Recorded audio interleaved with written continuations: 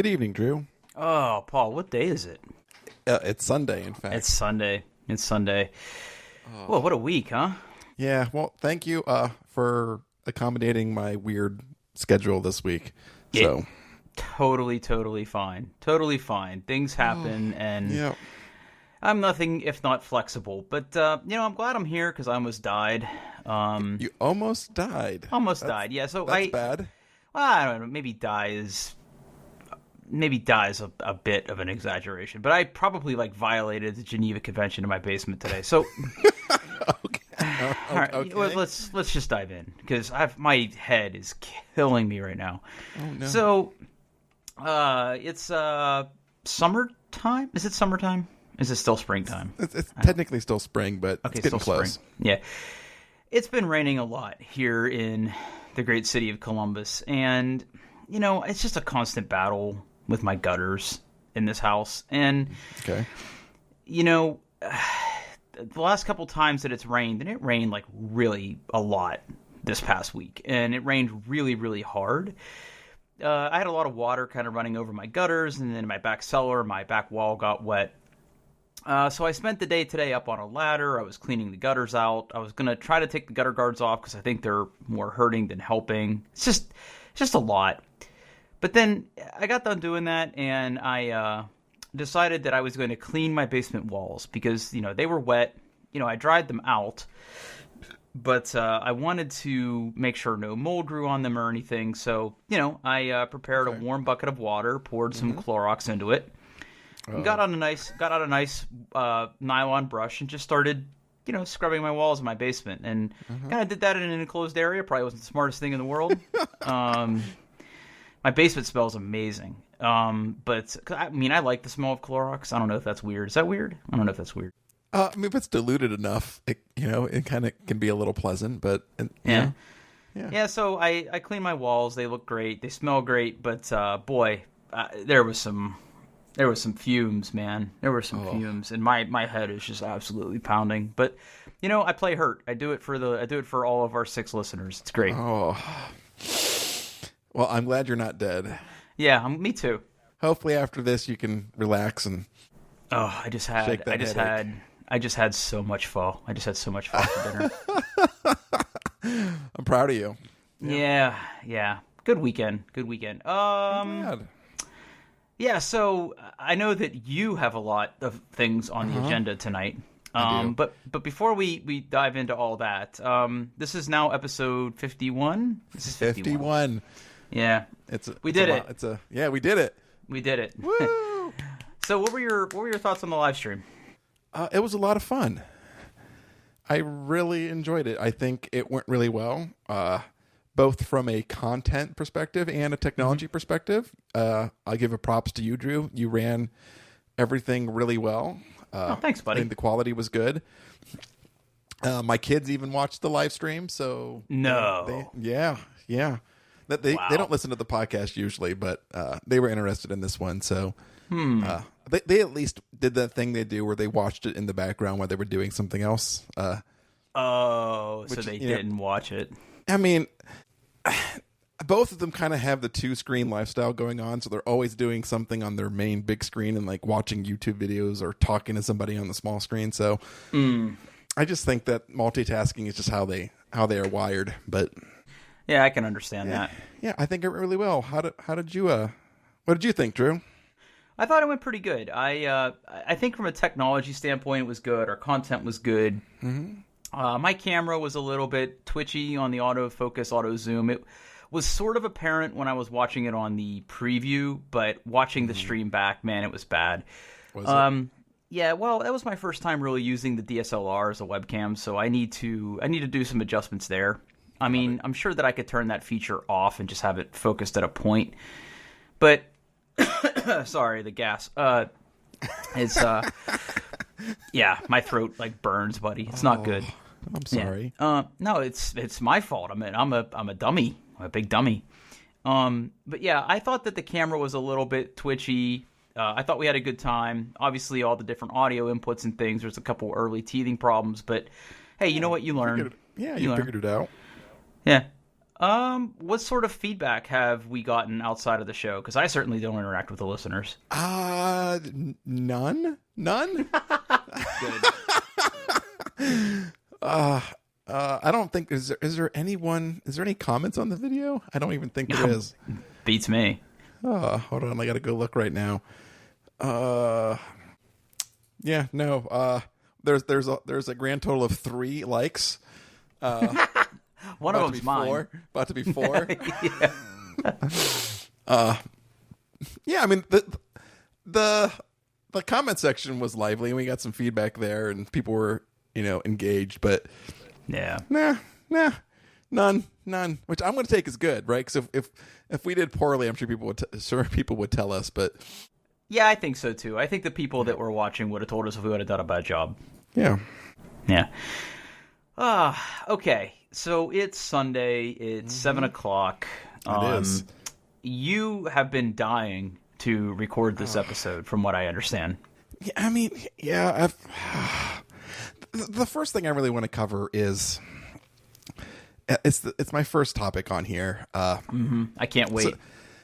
So last week, Friday, the day after we recorded the live episode, and we had just decided that we were going to postpone D&D for that week. We had one of the players had an issue with his dog, and we postponed for dogs. The dog is fine. We should add. The dog is fine, but that's kind of one of my rules is if you have an issue with one of your pets, we just won't play. Mm-hmm. So we had just really come to that decision, and I walked out of my office to kind of, I don't know, do something else for the rest of my evening. And that was the point where my wife informed me that she had just seen on Facebook that we were under a boil advisory because the village of Commercial Point, where I live, had found fecal matter in one of their water sources. That's poop for all of you following along. Yeah, that's what we call poop. That's what we call poop. That's what they call poop. They had not found it in the water distribution, right? So it wasn't. They had not found it, in the pipes, so to speak. But they were concerned because they found it in the sources that they didn't know, if how bad it was going to be. Was it going to contaminate? So we had to boil our water until that was Memorial Day weekend. We got the all clear around 4 p.m. on that Monday. So you had to boil. So let me just do some quick math. Mm-hmm. You boiled your water a total of pretty much 3 days. Pretty much, yes. Oh wow. Okay. Yeah, well, that's awful. Yeah, it sucks. That's a lot of yeah, it sucks. So really, were you able to shower or take baths or? We chose not to, just to be safe. Nice. So everybody smelled real good. It was getting kind of warm, getting kind of sweaty under the armpits. Yep. Everyone was a little bit funky. And I had just enough water containers to kind of just about get through a day. So I mean that was nice, and no one had to deal with hot water, drinking hot water. And we had some water bottles kind of stashed away. So speaking of, we probably should replenish those. I should put those on the shopping list. Yeah. So okay. So I hate to do this to you, but let's visit the Paul Baylor scoreboard, Paul versus Commercial Point, real quick, because you have a mailbox that doesn't matter. A vestigial mailbox. Yes. Yeah. You have a mailbox that doesn't matter. You had to boil your water. Mm-hmm. There are turtles and snakes that invade your property. Lots of frogs. Frogs. Sorry, it was some sort of reptile. Lots of frogs that invade your property. Lots of frogs. And I feel like there's one I'm missing. Probably. I mean, there's no good pizza places. That's true. That's kind of that'd be a problem for me. Yeah. Every once in a while, I'll say to the wife, I says, we should build a house somewhere. And then I remember everything that you've gone through with building your house, that some things you're still not allowed to talk about, by the way. Yeah. It makes me just not want to do that. Now, I look at my current... That's going to be a great reveal when I finally can talk when the statute of limitations runs out. I look at my problems with my gutters and I think, man, I'm glad I have a mailbox. Yeah. It's actually kind of funny. So since we have to, it's kind of a little story from today. Since we have to leave our house and walk a block to get our mail, we've been getting our mail a lot less frequently because we don't go out of the house. I mean, before I would stop on my way home from work and get it, then come home. So, the mailboxes that we have to go to, the shared communal mailboxes, there's probably, I'm going to guess, 20 home mailboxes in ours, and then 2 parcel lockers. So if you get a package from United States Postal Service, they can put in one of the parcel lockers, and then they drop the key to that locker in your mailbox so you can open it up. Mm-hmm. Well, I haven't gone to the mailbox for a week, maybe a little bit more than a week, maybe 8-9 days. And apparently my wife had ordered some clothes for the kids from Children's Place, and they came all United States Postal Service. So we had a lot of packages. So I think the mail person was being kind of passive aggressive, because I open up my regular mailbox, my little small personal mailbox, and there's literally just a parcel locker key in there for the big one. So I open the big one, and all of our mail, all of our packages, it's just shoved in this locker. Some of the junk mail got a little bent. I think they were just saying please check your mail more frequently. Well, speaking of things that you're not allowed to talk about. So here's a story. I may have shared the story with you before, but I'll share it on the podcast here. So when I first moved to Ohio, I lived in an apartment complex north of Columbus, and I had been working at the first job I had here in Columbus for about 3 years, and then I was thinking, man, I could really go for a change. So I had seen online that the FBI were hiring people that were good with computers. So I threw my, I filled out the application online, just, what the hell, right? And I was reviewing the process by which they sort of select you, and they were like, yeah, you'll be contacted if we want you. I never heard anything. And my mailbox for my apartment complex was at the entrance of the apartment complex. Mm-hmm. And, listen, I wouldn't say that I'm in a huge hurry to get to work every day. So I would never stop and check my mail. Mm-hmm. And like you, they have to start cramming things into your mailbox if you don't check your mail. Yeah. And I'll never forget that I went out there one day, and there was a perfectly solidified box of mail that was in my mailbox, and nestled among them was a manila envelope from the Department of Justice telling me that I needed to report to a particular location in Columbus to take my entrance exam. That was 3 days away, and I couldn't study for. Yeah, that was that whole FBI application process. I feel like that could be an episode in itself, and there's still some things that I don't think I'm allowed to talk about, but I made it pretty far, but I didn't make it all the way. But that's a whole other story for another obviously day. Because you're not an FBI agent. I'm not an FBI agent, or am I? That's a good point. That's a good point. Is he joking? I don't know. Oh. Anyway, well, that sucks, dude. I mean, the whole boiling the water thing. So, I can relate because for 2 reasons. One, the house that I grew up in my extremely formative years was in a pretty rundown part of the Rust Belt of Pennsylvania. We had water main breaks all the time. We'd have to boil our water. At least once a year we would be boiling water. But there was one particular incident. It's actually kind of famous. Is downriver from where I grew up, there was an Ashland chemical and oil refinery place.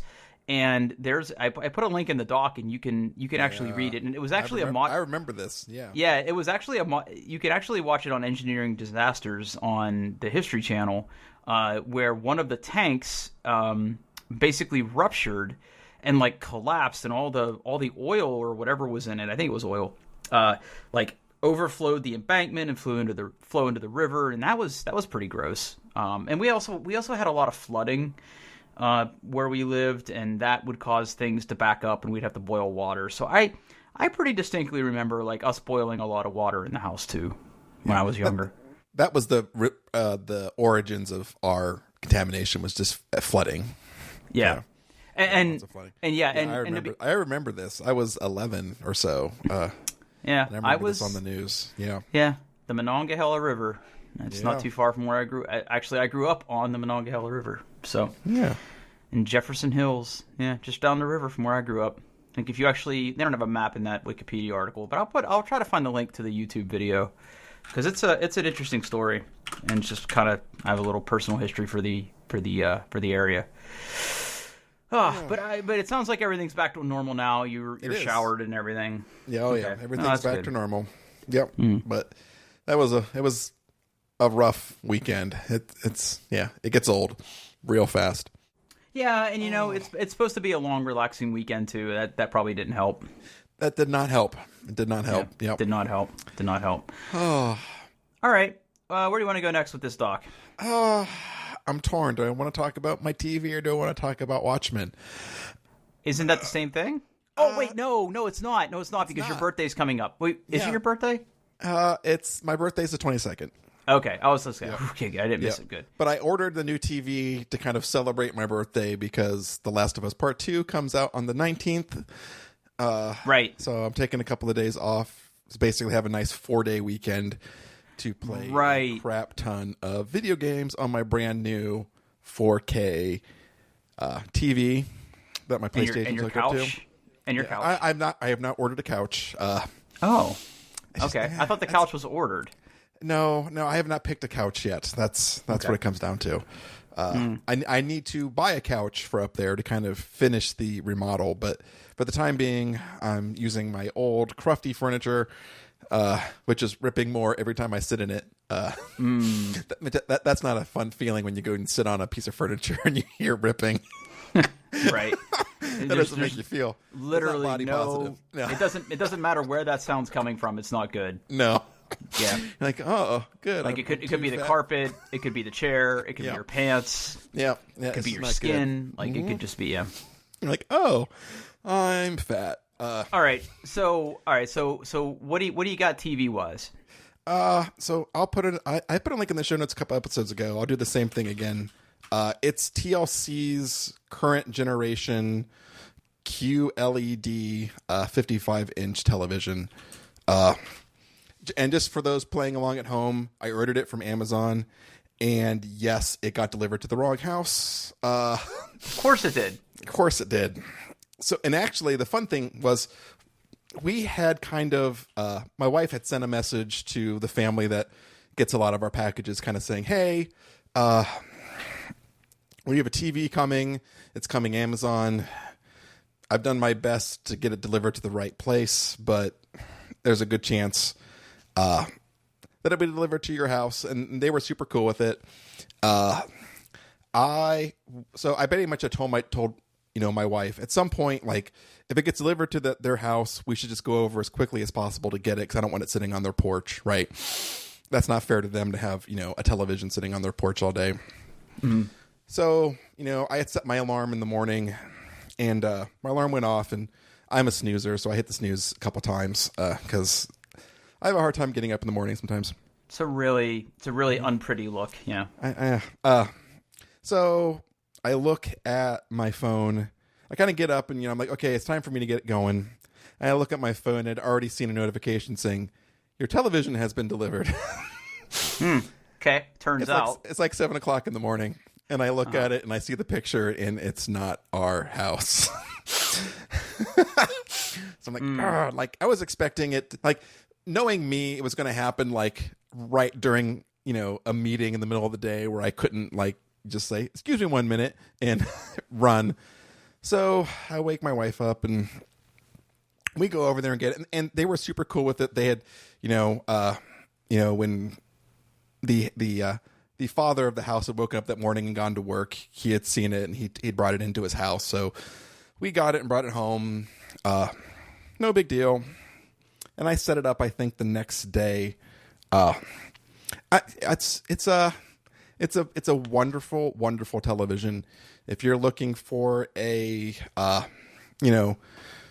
budget friendly but high quality 4K television, I think you could do a lot worse than what I got. The fun part. So I want to make sure I heard you correctly. So you were basically creeping on your TV as it was being delivered. Yeah. Well, I mean, I have to keep track of what gets delivered and when, because so many of my packages, get delivered to the wrong place, and I want to make sure that I get them and someone doesn't take it off their porch and not have it sitting on their porch for a long period of time, because I feel like that's kind of rude for them to basically hold my packages for me. Yeah, so I was creeping on it. Yeah. Okay. Yeah. Well, it doesn't sound like the TV you ordered would be a TV for scrubs either. I mean, it's not the most expensive television in the world, right? It's a TLC. I think I spent what did I get it for? Let's see. Order details. Order details. No. The TV itself was on sale for $500. So, I mean, as far as TV goes, it's, on the lower end, but, it's still, it's like you said, TLC did did to Vizio what Vizio did to everyone else, right? Yeah, it was really unpretty. Yeah. You get a lot of TV for your money. And I'm super happy with it. It does have, it has a Roku built into it. I've always been an Apple TV, not Apple TV, the device, not Apple TV, the app, or Apple TV, the service. Apple TV, the black hockey puck thing that you can use to watch TV on. Their naming on this stuff is really bad. But I've kind of adopted the Roku for this TV to kind of give it a shot, and I'm super happy with it so far. It's actually really nice. The only kind of bad thing is there's a big ad on the side of the television when you turn it on that you can't get rid of. Or at least you have to be more clever with your network setup to get rid of it than me. And no, I'm not installing a pie hole. So all of you can just keep that to yourselves. Well, I mean, if I was your girlfriend, I would probably be convincing you to set up the pie hole for something like that. Even if I wanted to, there's reasons I can't, and I don't want to get into them. I'd have to make some compromises or change some hardware out, and I'm lazy. I get it, but I like my heroes. Yep. Because the well is now officially dry on this pun. You've been saying TLC, it's TCL. So I've just been dropping. I've just been dropping TLC lyrics into our chat here for the past 10 minutes. I didn't catch any of them. No. Yeah, I was running out of tracks, and I'm like, yeah, I better end this one. TCL. Sorry. Yeah. Yeah. So anyway, all of the issues, and you're gonna love this, Drew. All of the issues I had with the television involve setting up my Logitech Harmony remote. Yeah, because that's a bad piece of technology. It's actually, I disagree. So I will take a step. So you know what? I'm going to give you the floor. You go ahead and you try to justify this to me. You're just gonna come out and say you're not going to change my position on this. But go fine. Ahead. It works perfectly, but here's the issue. So the software for the Logitech Harmony remote that you use to kind of set everything up is awful. It's awful. The original piece of software was actually, I believe, written in Silverlight, so it was cross-platform. It's a big, clunky app.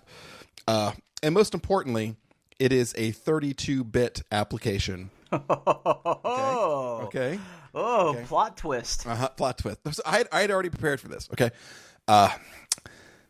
And the latest version of Mac OS Catalina, dropped support for 32-bit apps. So when I made the Catalina switch, I did spin up a virtual machine on that run the previous version of Mac OS, simply just to run this piece of software. Mm-hmm. Well, in the meantime, Logitech had come out with a new version of the software that is 64-bit that is even somehow worse. So I first tried that. I could just not get it to work at all, period. Like, it didn't have enough features. It was kind of lacking some stuff. So I'm like, you know what? I'm going to spin up the VM. Spin up the VM, launch it, connect my remote to my Mac, and everything synced. And,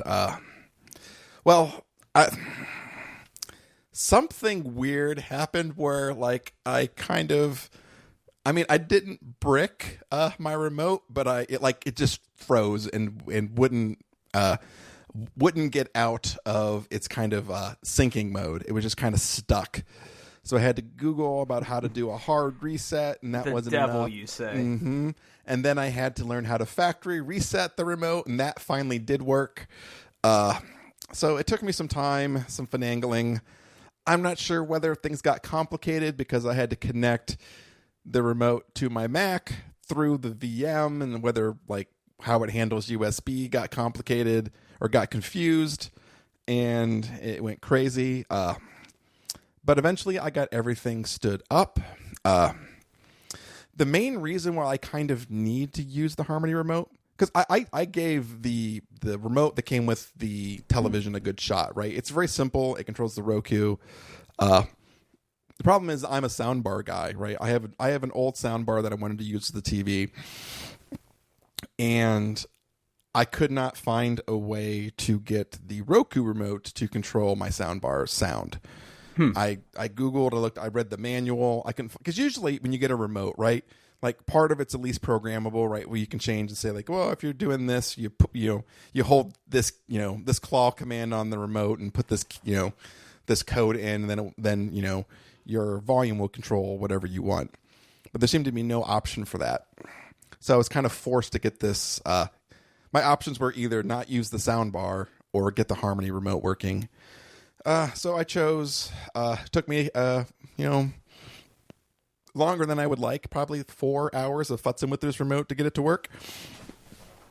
But I did, and I am super pleased with every aspect of my TCL television. Mm-hmm. Mm-hmm. So, to recap, you have had, I guess I should say, a virtual machine for your Logitech remote. Still do. Yeah. Still do. Mm-hmm. Okay. Mm-hmm. You have all that. You did all that, but you won't set up a Pi-hole. Okay. So the reason I won't set up a Pi-hole is I use a feature on my Eero called, what is it called? Oh, wow. So, must be really important. Oh, they have a name for it. It's like Eero Secure or something. Yes, Eero Secure, which is kind of their service. It does some basic level kind of like threat monitoring. It gives me a VPN for free. It gives me 1Password for free. So really, like, it's like really $5 more than a 1Password subscription. And it gives me some features on the Eero that I wouldn't normally get. But it does that by controlling what DNS servers you use. And to set up a Pi-hole, I would have to do... Well, I guess you could set up as a proxy, couldn't you? I imagine. Yeah. But usually you set it up by making it to be... The Pi-hole is usually your DNS servers, correct? Yeah, so the way I have it set up in my house is I've got the Pi-hole, and I basically point the Eero to that as my DNS server, and then that handles reaching out to all my DNS stuff. Here's the thing. I can't set my DNS servers and use Eero Secure at the same time. Yeah, but it does it for me. All of the features, everything you're describing, all of the things that you're essentially paying extra money for, you could still have those things. I like blocking. So I've watched videos of the Pi-hole, and it is super great and super nerdy. I don't think it would pass. I don't think it has a high spouse approval factor. Kind of telling her that when she has a website that's not working because ads are blocked, she has to go to a different site and change the stuff there. I think it's too complicated and too kludgy. So we block all of our ads with plugins in the browser, and it works wonderful that way. And it's very easy to turn it off or whitelist. So I can tell you. I can tell you from personal experience that the number of times that we've had that encountered in this house has been twice. And, you can obviously add whitelist exceptions, right? I think that it won't impact as many sites as you think, and I don't like the idea of running browser extensions for anything if I can get away with it. But that's just me. But you have a system and it works. I'm not here to kink shame you. It's totally fine. Yep. It's fine. But that's what you're getting for your birthday now. It's a pie hole. Yeah. Yep. Okay. You're gonna get a fully assembled pie hole with Docker on it, so you can have your own VPN and all this other crap that you're paying $5 for. Yeah, I just think, man, I think it could change your life. I really do. All right. Oh. All right. Okay, so you got your new television set up, and I am assuming that you watched the rest of the Watchmen on this new TV? Actually, I watched all of the Watchmen on my iPad, but I like the transition. I like it. Yeah, I finished watching the Watchmen on HBO, and oh my goodness, that show is pretty good. Spectacular. Did you like the way it ended? Spectacular. Yes. I know that you told me on the live stream that you felt the ending was a little rushed. I didn't. Yes, they do cram a bunch of stuff there at the end, but I thought it was very amazing, like how close together all these disparate threads actually were. Yep. And how wonderful and tightly knit everything was, and how it just ended so. Are we gonna do spoilers? Are we gonna allow spoilers? Yeah. Or should we keep it spoiler free? No, it's fine. I Okay. think we can talk about spoilers, but I think you should probably put in like some weird sound effect and like jump ahead 10 minutes if you're that like worried about it. So like I don't know, pick your favorite sound bite and throw it in here. All right, so. Okay, so first of all, right, the absolute creepiest character in that show was that Asian lady, right? Oh yes. Oh my god! So she made me incredibly uncomfortable the entire show. Incredibly uncomfortable. Oh yeah, and like there was enough clues, I think, kind of there to kind of at least make you suspect who she was. But that was a great payoff as well, and to kind of realize that I think the best part for me was realizing that statue of Veidt in her lab was actually him. Right. Yeah. That was crazy. And the way he gets out of the planet that he's stranded on. Yes, is pretty Europa. Cool. Yes, yeah. The way he piles all the bodies up and save signals. Me daughter spelled with dead clone bodies. Oh God, so good. Let's see, what else did I really like? I just thought that all the different plots kind of merging together in that final episode, while again a little bit rushed, they did an incredible job of just tying it all back together and tidying it up there at the end. Oh, absolutely. Those last two episodes are phenomenal television. And the way it ends, I'm kind of happy with. Me too.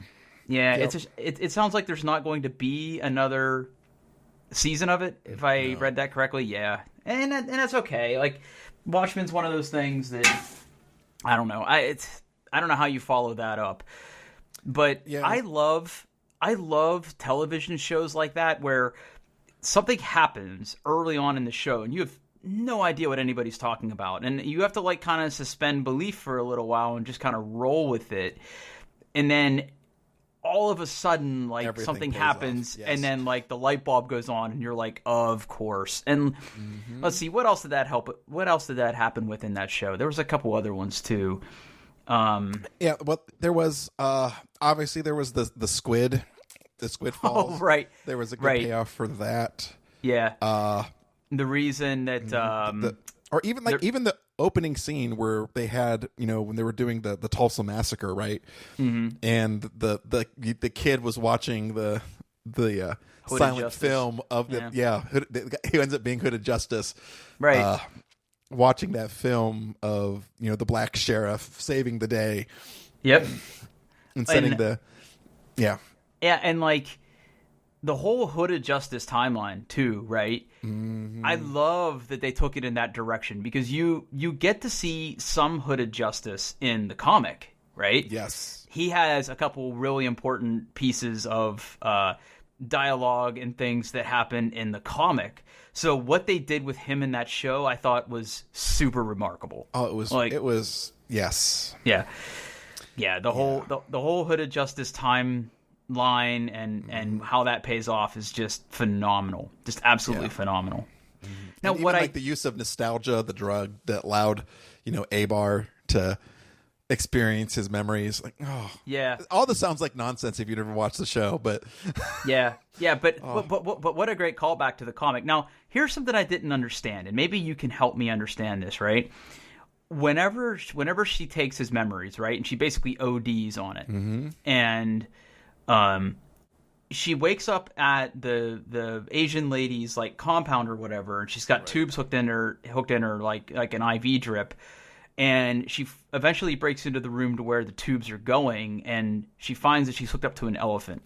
Yes. I think I understand the metaphor, but they never really explain it, or maybe I missed it. I don't know. They do not explain it. So I'm gonna point you in a direction. If you have 3 hours of your life to spare, much like they did for the Chernobyl show, HBO did a companion podcast. Oh, they did a podcast. I didn't know about this. It is only 3 episodes, right? Okay. So they basically cover the they break down the season by thirds.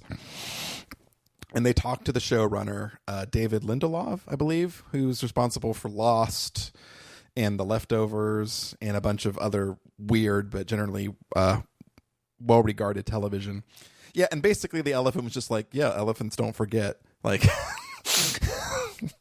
and I sort of got that, and it was interesting to see her hooked up to that, right? But it was just really, really bizarre. Yep. And the whole Vietnam flashback episode with Dr. Manhattan was, I thought, expertly done. Just expertly done. Yeah, and then even like, I really think my favorite episode of the whole show was that final kind of conversation that Angela Abar has with Lady True, I believe that's her name. Yes. After she's basically gotten off the nostalgia and she's ready to leave, and she's kind of revealing her plan about she's going to, Dr. Manhattan is hiding in Tulsa, and she's going to do her evil stuff on him. And then Angela leaves, and Lady True's like, "Wait, he didn't even ask me who Dr. Manhattan was." And then when she said that, I'm like, "Oh my God, it's Cal." Yeah. It's like you. She didn't ask because she knows. Right. And evil Asian lady picks up on that too, right? Yeah. Like she figures it out right then and there too, right? Because she knows that she knows, and it's just so great, just so great, such a great show. My HBO subscription expired after that, but man, I would love to get a hold of those if they like fell off the back of a digital truck, or if they were available on another streaming platform that I didn't have to sign up for. I think they're coming out on Blu-ray real soon. Oh God, I hope that's true. Is that true? I need to check. I believe so. Watchmen TV show. It looks like any day now, like early June. Watchmen, an HBO limited series. June 2nd. Mm-hmm. Oh my goodness. Goodness. Well, wait a second. Hold on. All right. So Chernobyl Blu-ray. Is that coming out too? Yeah, Chernobyl Blu-ray and digital. I could get it tomorrow. Oh no. Prime Video. Yeah, you can. Yeah, because Amazon has that deal with HBO. It looks like the Chernobyl Blu-rays are coming out in October. I'm definitely going to pick those up. Man, that's such a great show. I just wonder how much like behind the scenes or oh my God, commentaries on these. Like I would pick up the Blu-rays just for that alone. Like if there's any kind of commentary or yeah.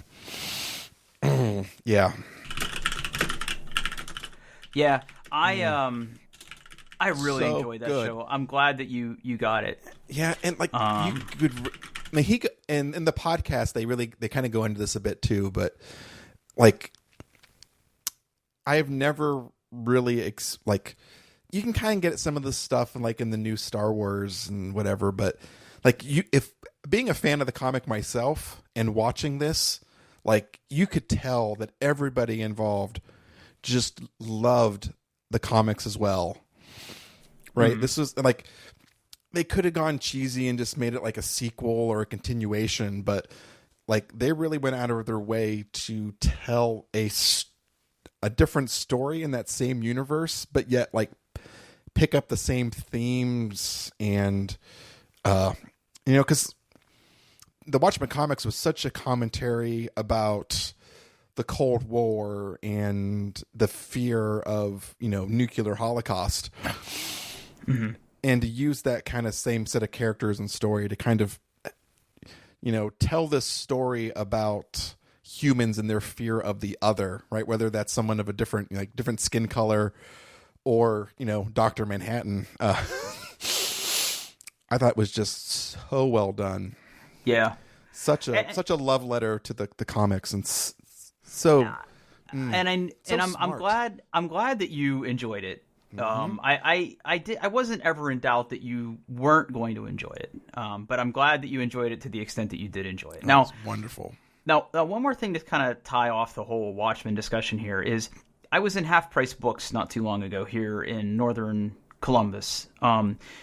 And they have, graphic novels and comics and things that you can buy there. Some new, some secondhand. And I was kind of struck to find, because I was just kind of perusing that, I'm like, I wonder if they have another copy of Watchmen that I can pick up, because I've got like a collector's edition and I would like to have like an original or an older one. I didn't realize that there were other comics that came out after the Watchmen that are like prequels called Before Watchmen. Have you read any of those? I have not. Yeah. So I dropped something in the show notes here, and I'll create a link later. But I guess there's quite a few like Before Watchmen type comics that are like regular comics, and I think you can buy like the like omnibus or whatever the right word is for like all of them put together. Okay. Yeah. So I just saw that, and I didn't really know too much about it, so I didn't buy them. But I would love to maybe pick that up and read those. But I didn't know those were a thing. Yeah, I had never, and I think isn't there something like after the Watchmen Doomsday Clock? Yeah. But that has like Superman in it. It does. Yeah. I haven't read those either. That seems like it'd be right up your alley, though. Yeah, sometimes those crossovers are just bad. And honestly, like me avoiding that is I just love the Watchmen comics so much that like if I ever get the feeling to like maybe I should check out Doomsday Clock, what I probably really should do is just reread Watchmen again. Yeah, because it's so good. Yeah, it's really good. And I'm glad you enjoyed the show, buddy. It was spectacular. Like I don't think I've enjoyed a bit of television quite that much in a long time. Yeah, I'm if he decides to do another season or continue the story or do something else, like more power to him. Like he's definitely proven, I think he's proven to all like Watchmen fans that he's a good steward of the world. Yeah. It could have definitely been bad. Like I think that I've said absolutely. Yeah. I think I've said on this show before that I'm not a fan of the movie that they made. I don't like it. I didn't like there was very little about that movie that I liked. Put it that way. There's a lot that I found fault with in that movie. And I'm not trying to be a snob about it, even though I'm kind of a snob about a lot of things, but like I just didn't like that movie at all. So I came into this series apprehensive when they said they were making it, but when I found out that it took place kind of outside of the regular timeline of the Watchmen, I sort of was like, okay, so they're taking it in a different direction, which I like. But I didn't. My hopes weren't especially high. But then on different podcasts or different people that I talked to are like, dude, you have to watch this series. And I'm like, all right. I got the HBO Now thing. Or HBO Go or whatever. I'll try it out. And I remember that I was on a business trip when I first started watching that, and I just devoured it. Just absolutely binged the hell out of it. Got it done pretty quick, and I loved it. Absolutely loved it. Oh, one other thing to talk about in that series, though. Okay. I really liked the tie-in to the guy with the shiny mask. Yeah. What the hell was his name? Mirror Man. No. Mirror guy. That's gonna bother me now. I'm gonna see if I can go to Looking Glass. Looking Glass. That's it. Yeah. Yeah, Looking Glass. And like his whole history and how they dove into that. Yes. I don't want to spoil that one, but holy crap, I did not see that coming. I did not either. No. Yeah, but that was really good too. That was really good too. Yeah, and then like even like in how all of that, the stuff that happened to him as a kid impacted his life and how he lived, and then him learning what he learns and how that changes him. And yeah, he doesn't like it, but it's really good. No. Okay. Like in the last 15 minutes of that episode is that series is just it's a roller coaster. Like yeah. Oh. All right, so we've been on a bit of a TV kick this episode, so I'm gonna finish up with one more. So I just finished up a new anime series that I finished watching, and I know that like anime is not everybody's bag. Is this Drew's Anime Corner? This is Drew's Anime Corner. So here's the thing. I was laying in bed one night, and I was just kind of playing around on my phone, and I wound up on some website. It was probably some gaming website or something, and it was like top 5 animes for people who don't like anime. Okay.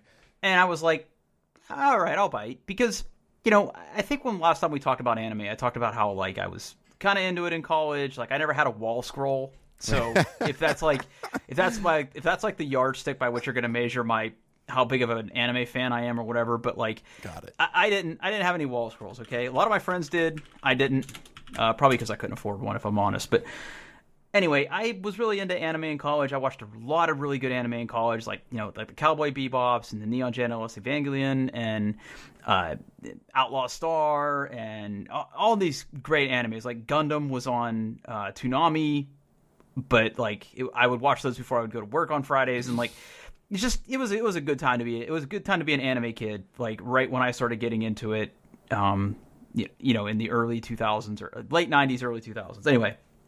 So I'm on this website, and it's like top 5 people who don't like anime, because I catch some flack, like, jokingly, right? I catch some flack from the wife about watching anime, and I'm like 40 years old or whatever. But like, I was like, maybe this would be a good introduction to anime for her. And I was reading the list, and there was some on there that I knew about, but a lot that I didn't. And if I can find the link again, I'll put it in there. But there was basically one on there that was near the top, and I read the premise of it. And I'm like, I'll have to check that out. And the fact that it was on Hulu made this incredibly easy. So the name of the anime is called Psycho Pass. So Psycho Pass. Okay. And it is a phenomenal series. It has 2 seasons. There is a 3rd season that is coming.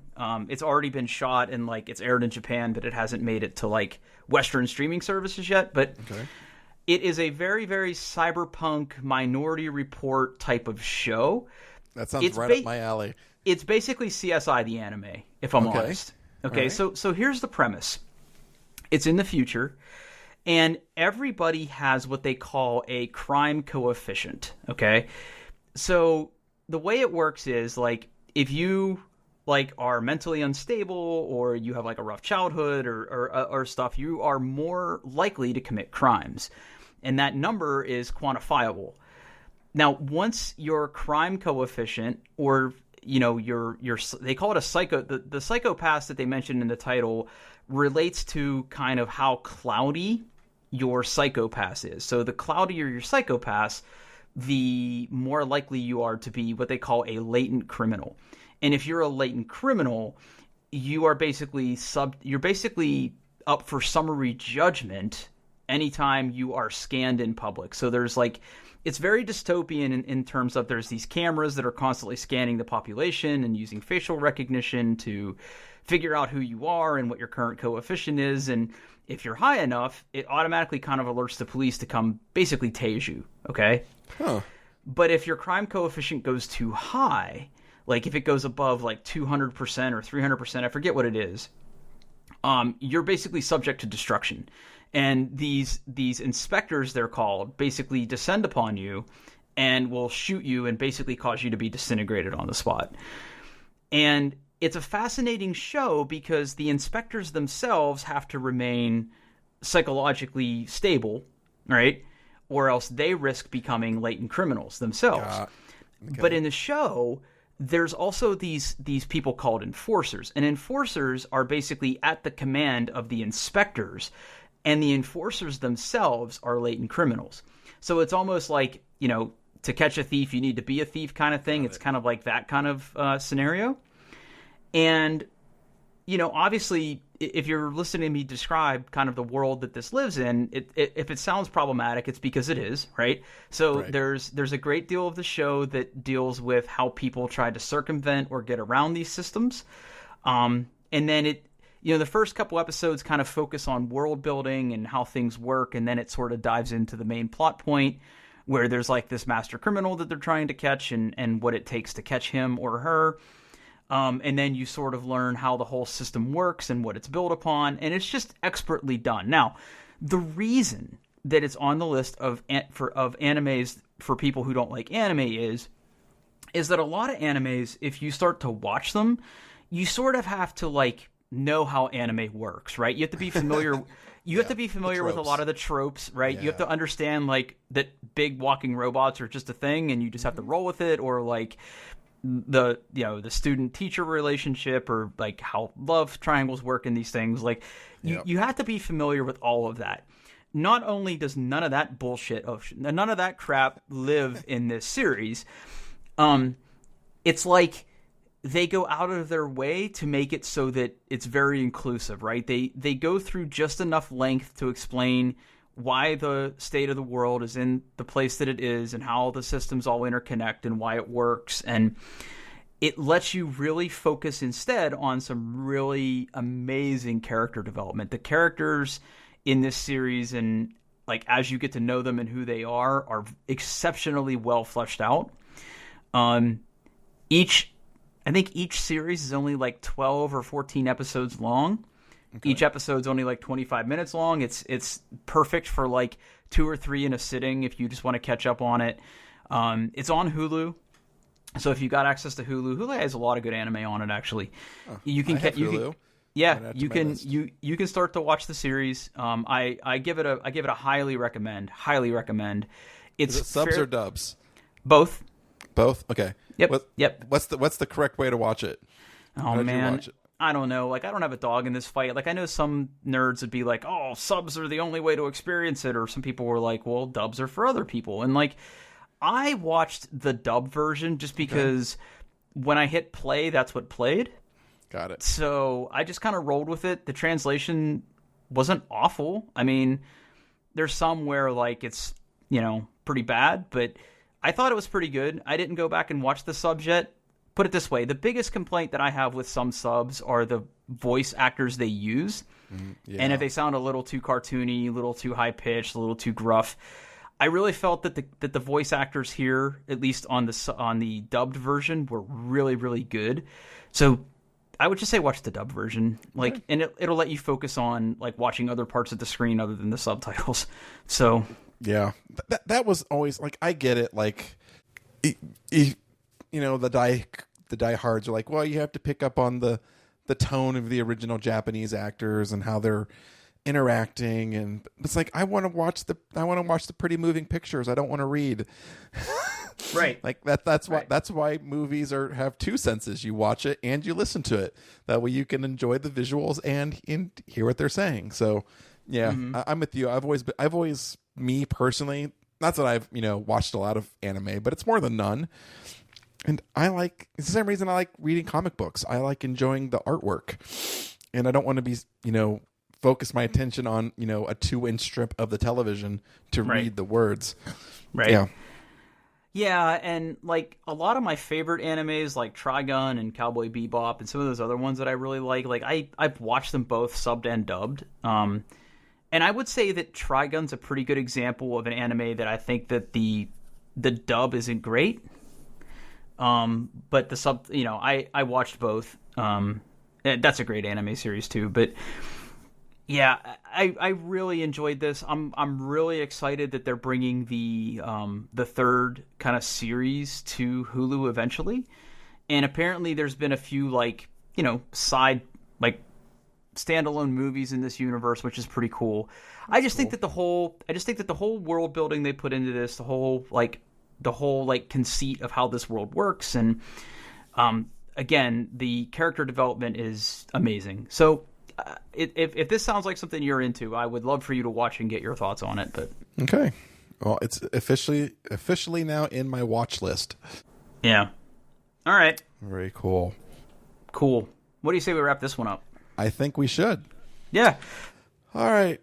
As always, you can find us on the internet at doingtheirbest.com. You can send us feedback, comments, concerns, criticism. We actually got some more topics I need to put into the list. Oh, we do? Doc here. Yeah. I think Eugene sent us some. Ooh. Mm-hmm. Yeah, I have to read them. They've been sitting in my inbox for a couple of days. And I'm lazy. I get it. You can find the show on Twitter at doingbestpod. And you can find me on Twitter at Paul Baylor. That's Bahler. And where can we find you, Drew? Yeah, I'm over on Twitter at Pitfurg, Pittfurg. Yeah, this is as good a time as any to announce this. So okay. I'm coming up on the big 1 year anniversary at my new job. And yes. Yeah, it's going to have been a year already. It went by extremely fast. But I have an interesting retrospective about how I wound up there and kind of how my first year went that I've been working on. Awesome. Yeah, I'm sort of tidying it up. I want it to read as kind of a piece about where my mind was and where my mind is now. It's a little bit cathartic. It's a little bit promising, and there's some hope in there for good measure. But I've started writing that. That's going to be my first blog post in probably about a year. And that's going to be something that's coming out. You can follow that on Twitter when that happens. Awesome. And then I'm continuing my streaming setup here at home. I started playing the game Control and recording it. We'll see how that kind of works out. Maybe I'll publish those. By the way, that's a phenomenal game. It's good, isn't it? It's a phenomenal game. I'm really enjoying that. But yeah, I'm over on Twitch at Pitfurg as well, so twitch.tv/PITTFURG if you want to catch me there. But otherwise, as always, it's been a pleasure. Indeed. All right, everybody. See you next time. Thanks for listening.